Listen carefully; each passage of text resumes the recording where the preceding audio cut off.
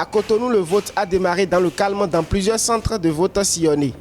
Au centre de vote de l'école primaire publique Charles Guignot de Zongo, le premier électeur vote à 7 heures. Le président sortant Patrice Talon, candidat à sa propre succession, a accompli son devoir civique accompagné de sa femme dans la matinée.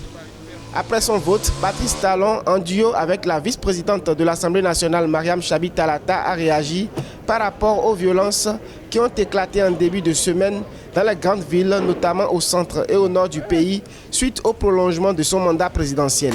J'ai espoir qu'aujourd'hui encore, ce sera un grand jour. À la fin, on constatera que les intimidations, les peurs n'ont pas servi à grand-chose.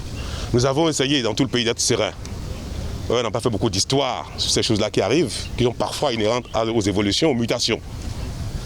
Et je crois que les forces de l'ordre de sécurité ont bien géré la situation.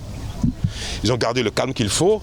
Ces enfants qui ont été manipulés, ces jeunes qui ont fait l'objet de tristes manipulations, ont pu être maîtrisés avec beaucoup de compétences et d'expertise. Selon de nombreux experts, l'enjeu de cette élection serait le taux de participation. Près de 4 958 850 électeurs étaient en effet attendus aux urnes. Ce dimanche, les électeurs sont sortis au compte-gouttes pour voter. Pas d'engouement dans les centres de vote sillonnés à Cotonou. Le décompte des voix a été effectif peu après 16 heures, heure de clôture du vote.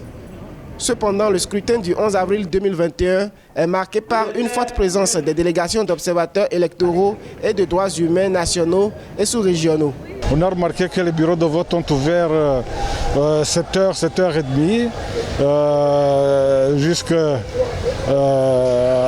après 1h, il y avait vraiment très peu de gens qui votaient. L'important, c'est que c'est calme. Et je peux donner encore le message, c'est que ce que nous souhaitons, c'est que ce soit un scrutin, les élections soient libres, transparentes, crédibles, mais surtout marquées par une sérénité sans qu'il y ait de violence. A noter qu'après l'éclatement des violences issues des manifestations anti-Talon dans le centre et au nord du pays, des manifestants, des jeunes et leaders de l'opposition ont été emprisonnés. À la veille du scrutin, le Front pour la restauration de la démocratie FRD a appelé à un boycott de l'élection. Il a invité les Béninois à faire renaître le Bénin modèle de démocratie.